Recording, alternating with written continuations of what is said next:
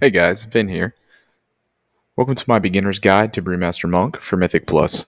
In this video, we will go over rotation, defensive abilities, CC abilities, and talent tree options. Let's go ahead and jump straight into the rotation.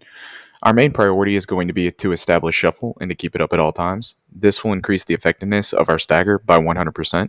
Stagger delays a portion of damage taken, and instead you will take the damage over 10 seconds. Let's talk about establishing shuffle. Shuffle will be established through Keg Smash and Blackout Kick. Blackout Kick will also buff Breath of Fire, increasing its damage reduction from 5% to 10% for 12 seconds. We achieve this through Blackout Kick combo, which is a talent point. Now let's put this into action. Our opening rotation will start with Rushing Jade Wind, followed by Chi Wave, followed by Keg Smash, followed by Blackout Kick, Breath of Fire, and Rising Sun Kick. If we're pulling an AoE mob, we will substitute Rising Sun Kick with Spinning Crane Kick. Exploding Keg should be used at the end of this rotation if you have not already used it to help range pull mobs. Now let's move on to defensive abilities and how to properly maintain Stagger. Stagger will be generated as an enemy attacks you. This scales off your agility, and a percent of the damage that you take will be pulled as Stagger. Stagger will tick off over 10 seconds.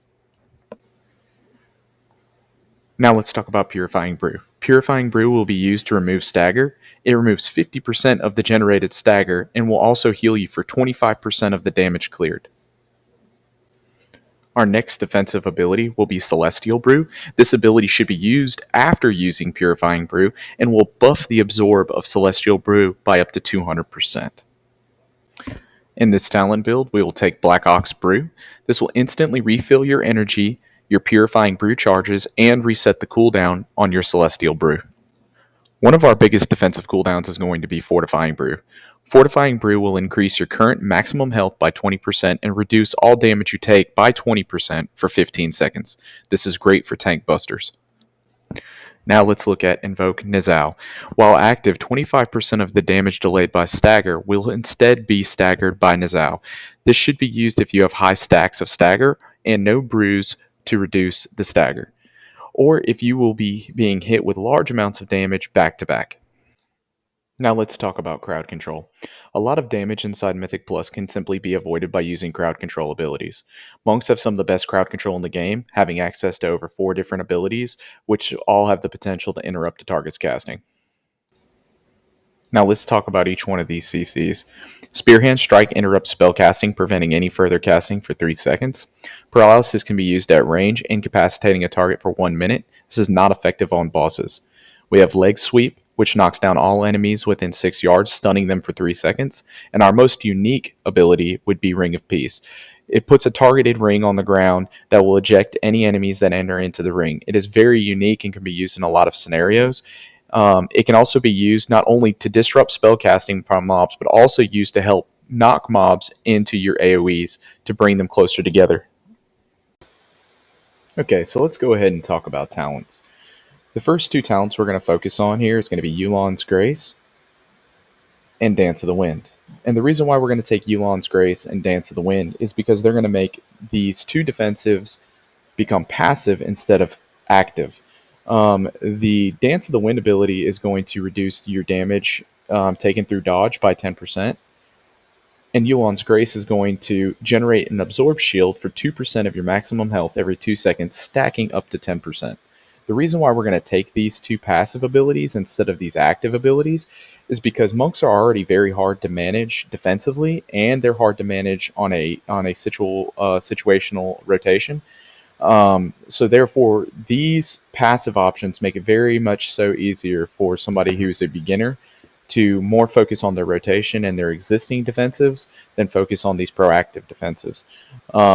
The other thing we're going to focus on here is I take Chi Torpedo, and this is a preference, but you can take Clarity, which is going to give you 2 rolls, and it's going to reduce the cooldown of your roll by 5 seconds. This can be helpful, especially if you're not sure where to plant your feet, or if you're struggling to get out of things quickly. I find that Chi Torpedo gives me a little bit better movement because it also gives me a 30% speed buff for 10 seconds after using it, and it can stack up to 2 times. The other thing that we'll look at here is close to heart. This is going to be your tyrannical weak choice. This is going to increase your healing from all sources by 8%. This also buffs your allies. On fortified weeks, we're going to take generous pour, and this is going to buff you and your allies by 2%, reducing all damage taken from area of effect damage. Let's go ahead and move to the other side of the talent tree, and let's start by talking about Bone Dust Brew. We're going to use Bone Dust Brew on a targeted location, and it's going to coat all targets struck in that area for 10 seconds, and it's going to have a chance for your abilities to have a 50% additional chance to affect a target a second time at 40% effectiveness as shadow damage or healing. It's also going to affect your Tiger Palm and Keg Smash, reducing the cooldown of all your brews by an additional 1 second when striking enemies that you've affected with Bone Dust.